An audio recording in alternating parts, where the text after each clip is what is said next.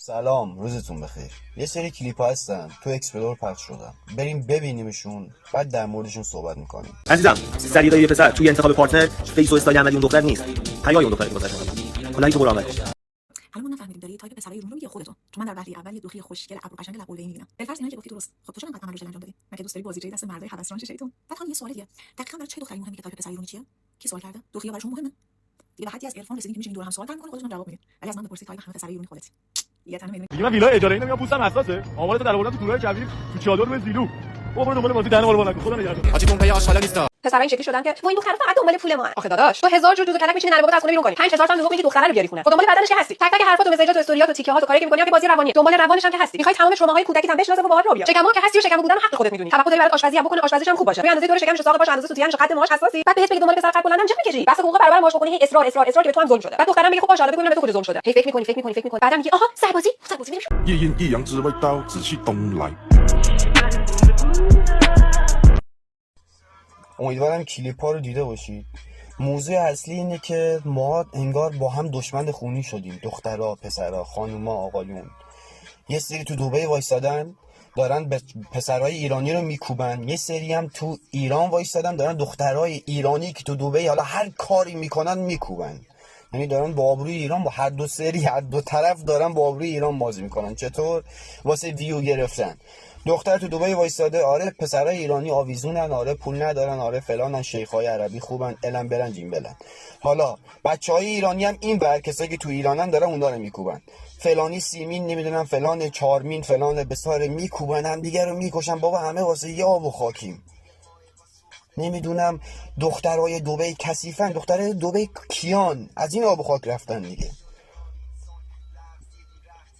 عرب نیستن که، عجمن، از مان. یه سری آدم ها هم تو فضای مجازی گنده کردیم، من و همسال من شماها، که برنامه هایی ساختن واسه یوتیوب و نمیدونم این برنامه های اینستاگرام و چیزهایی که این انوگوهایی که جدیدن خیلی گند زده به ایران ما، به خاک ما. چرا؟ چون بچه های تو رنج سنی خیلی کم دارن این برنامه ها رو میبینن. بعد این برنامه ها کلن محتواش چیه؟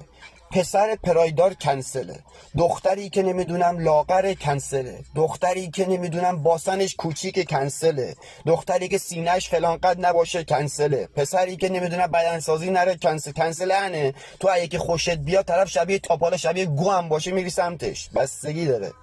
بعد چیزایی نگید که اصلا مناسب این خاک و این مرز و این بوم نیست. خب نمیتونم خیلی ادبی صحبت کنم چون بیشتر حرفم فوشیه. خیلی یه چیزایی آدم تو اکسپلور میبینه پشماش فر میخوره. یعنی چی؟ یه حرفایی هم داریم با خانوم کاتوزیان، نمیدونم اون مهسا، نمیدونم چیه، سیمینه، چلمینه، نمیدونم بچه‌هایی که تو ایران دارن فوش میدن. از سیاه‌پوش خیلی خوشم میاد، خیلی بچه بالیه، فوشاش هم جالبه ولی نه به ناموس ایرانی. خب آره طرف داره یه چرت و پرتای میگه، گوهایی میخوره که جو ایران و جو دخترای ایران رو به هم ریخته. ولی دخترای ایران هم عقل دارن دیگه. اون ور دنیا واسه میگه لنگش کن، تو هم باید گوش بدی. بعد فن داره. خب این داستانش بده، خیلی هم فنای چی بگم، فقط خلاصه کنم واسهتون یه خورده مغزتون رو به کار بندازین. نه پسر ایرانی کنسله، نه دختر ایرانی کنسله، همشون ناموس همدیگن، همشون واسه یه مرز و یه خاک و یه بومن. یه زمانی تو جنگ واسه ناموس ایرانی، واسه که تنی که لخ شده بود رو تیر چراغ 4-5 تا شهید دادیم. به این چیزا هم فکر کنید، یه خورده اینجا رو به کار بندازین. دشمن هم دیگه نیستیم. فکرشو بکن، سر صبح میری اینستا یه کلیپ ببینی شاید بخندی. خیلی بچه‌ها هستن کلیپ‌های طنز میسازن، ولی یه کلیپ میبینی که دو پسره همجنس من کلیپ گذاشته، روز دختر پرده میخواد که شما نداری. کی زده؟ کی همچین بلایی سرش آورده؟ من پسر، تو پسر، مرد ایرانی، مرد که نه نر. به کی میزنید؟ به خودی میزنید؟ مگه غریبه است؟ چرا دشمن شدیم با هم دیگه؟ جوی که درست کردیم تر زده به همه چی.